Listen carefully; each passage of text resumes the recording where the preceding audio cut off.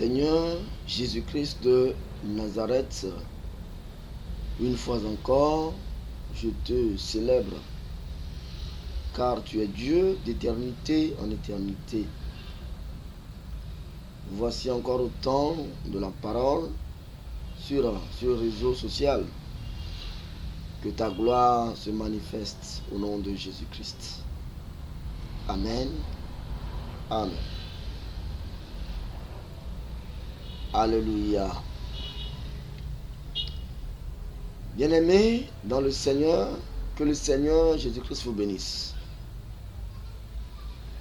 Eh bien, nous sommes encore à l'heure de la vérité qui affranchit. Et aujourd'hui, dans notre épisode, nous allons continuer notre étude sur la piété, tel que promis. Nous avions débuté l'étude en commençant par maîtresse grâce. C'est-à-dire que la grâce est une maîtresse selon Tite, le chapitre 2, du verset 11 au verset 12. Et l'épisode suivant a concerné la piété que nous demande la grâce d'exercer. Une des choses que nous enseigne la grâce, c'est de vivre selon la piété.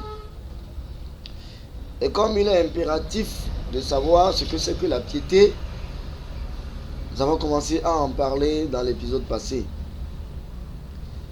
Et nous sommes arrivés au point où nous devons connaître les deux aspects de la piété. Chose que nous allons dire dans cet épisode par la grâce de Dieu. Alléluia. Amen. Eh bien, la piété, nous l'avions déjà dit que c'est ressembler à Dieu. Et ce n'est pas chose impossible. C'est ressembler à Dieu et ce n'est pas impossible. Amen. Et Jésus-Christ lui-même en a fait la preuve. Il est venu nous montrer le modèle de la piété selon 1 Timothée 3, le verset 16. Là où Paul dit, le mystère de la piété est grand, il nous explique que c'est Jésus-Christ lui-même qui est ce Dieu tout-puissant descendu en chair, qui a été prêché et qui est toujours prêché. C'est Jésus-Christ lui-même qui est descendu, que les anges ont contemplé, ils ont vu. C'est lui qui a été élevé dans la gloire, et juste pour nous montrer qu'il est le Dieu lui-même. Alléluia. Et donc c'est la piété. Nous devons ressembler à ce Jésus parce que au commencement, les premiers ancêtres, Adam et Ève, étaient à la ressemblance de Dieu et à l'image de Dieu, comme nous le savons tous. Maintenant, pour ressembler à Jésus, exercer la piété, il y en a deux aspects. Alléluia. Quels sont les deux aspects de la piété selon la Bible? Selon la Bible, que nous allons tout de suite lire, dans 2 Timothée, le chapitre 3, verset 1 à 5, là nous allons constater que la piété a deux bons aspects. Alléluia. La piété a deux bons aspects. Le premier aspect de la piété, c'est l'apparence, c'est-à-dire la forme de la piété. Le deuxième aspect de la piété, c'est quoi? C'est l'intérieur, ou bien le fond de la piété. Parce que l'homme, comme nous sommes, nous avons deux faces. La face extérieure et la face intérieure. Et pour pouvoir exercer la piété, il faudrait que toutes ces deux faces-là soient dans de normes convenables. Voilà. Avant qu'on ne parle de piété. La piété a son aspect intérieur et son aspect extérieur. L'apparence et l'intérieur. Alléluia. Et les deux valent la peine. Et donc, si nous disons que nous exerçons la piété, sans tenir compte des deux aspects de la piété, alors nous mentons. Bien-aimés dans le Seigneur, nous devons faire preuve de diligence en ce qui concerne quoi? La piété. Que le Seigneur nous aide tous. 1 Timothée 3, verset 1 à 5 nous dit: cette parole est certaine. Amen.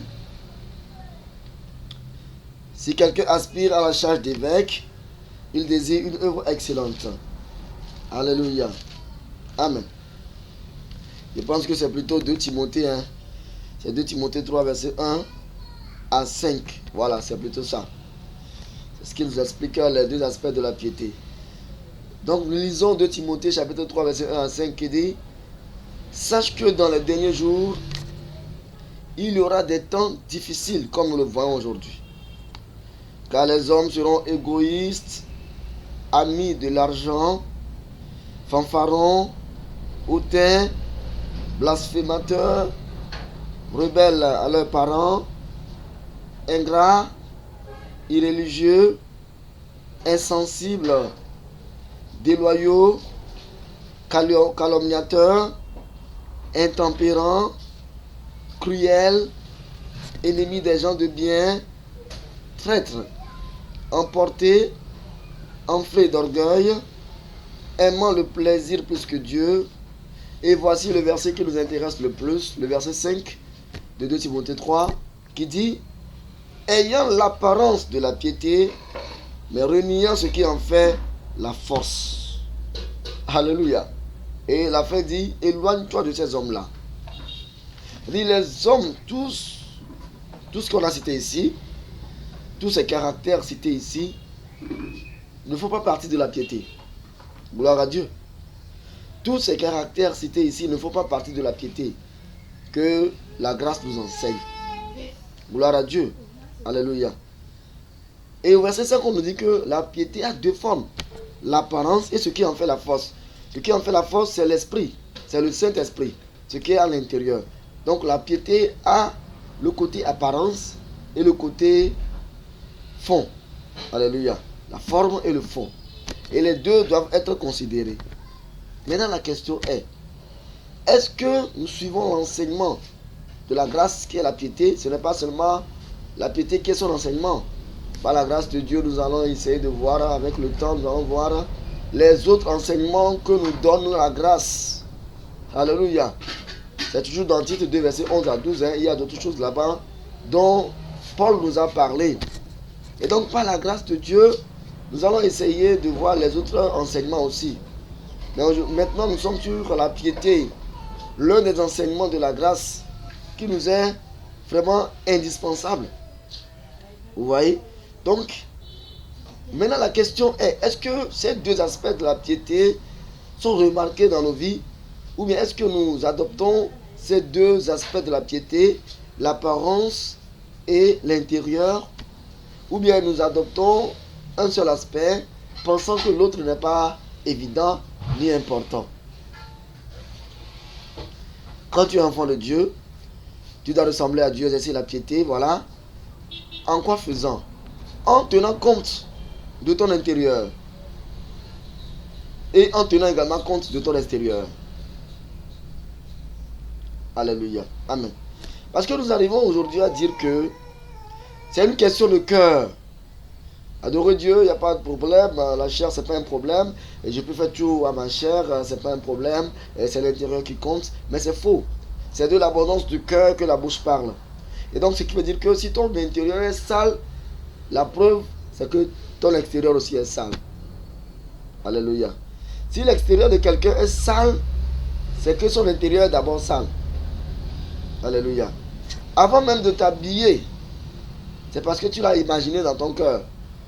Mais quand on te dit maintenant que ce que tu as porté, ce n'est pas bon, tu peux te dire que mais non, mais c'est pas ça l'essentiel, j'ai reçu Jésus. C'est faux. C'est ce qui est en toi qui est sorti. C'est Jésus qui l'a dit. Que c'est du cœur que découlent ou proviennent toutes les mauvaises actions, même les mauvaises pensées. Donc nous devons garder notre cœur plus que toute autre chose. Gloire à Dieu. Alléluia. Et donc tenons compte de ça, les deux aspects de la piété. J'ai reçu Jésus. Maintenant, quelle est la preuve? comment je me comporte. C'est vrai, j'ai reçu ça, c'est de façon verbale et orale. Et c'est intérieur, personne ne le voit. Mais il faut l'extérioriser. C'est ça, les deux formes de la piété. N'ayons pas l'apparence de la piété et renier l'intérieur, la force qui va nous animer. Et non plus, n'ayons pas la force qui va nous animer et renier l'apparence. Une fois que nous avons l'Esprit Saint en nous, l'apparence sera manifestée et tout le monde aura la preuve que nous avons un Dieu, que nous exerçons la piété, que nous nous efforçons de faire quoi? De ressembler à ce Dieu qui est quoi? La piété. Gloire à Dieu. Alléluia. Vous allez constater que dans le jardin d'Éden, Adam et Ève, ils ressemblaient à Dieu, mais le jour où l'intérieur a été pollué, le jour où ils ont reçu un autre message de notre interlocuteur, l'intérieur a été pollué et cela a été extériorisé jusqu'à ce qu'ils ne se rendent compte que, jusqu'à ce qu'ils ne se rendent compte que ils sont nus extérieurement. Est-ce que quelqu'un s'est une fois posé la question, comment se fait-il qu'ils ont mangé quelque chose et ils se sont rendus compte de leur nudité? Et parce que l'intérieur est pollué et cela a également pollué l'extérieur. La piété ne s'y trouvait plus. Dieu ne pouvait plus cohabiter avec eux. C'est pourquoi l'apôtre Paul dit, éloignez-vous de ces hommes-là. Les deux aspects de la piété. Donc toi qui m'écoutes et qui me regardes, prends soin de ton intérieur, crois vraiment en Jésus et sache que la preuve doit se faire voir à l'extérieur. Par ton habillement. Toi homme, par ton habillement, par ta façon de faire. Alléluia. Toi femme, par ton habillement, par ta façon de faire. Par la grâce de Dieu, nous allons continuer après et détailler encore certaines choses sur les deux formes de la piété, si le Seigneur le permet. Alléluia. Sans oublier, bien sûr, les autres enseignements que nous donne la grâce, toujours mentionnés dans le titre chapitre 2, le verset 11 et le verset 12. Soyez bénis abondamment. Seigneur, merci pour ta parole. Je te confie les auditeurs, les spectateurs, tout cela. Et je demande à ce que, Père, tu leur accordes la compréhension de ces choses. Parce que ton désir pour nous est de te ressembler. Et donc, nous sommes obligés de l'être. Mais nous ne pouvons pas le faire, Seigneur. Mets en nous la force de la piété. Et que cela s'extériorise afin que nous ayons également l'apparence et le fond de la piété au nom de Jésus-Christ. Amen. Amen.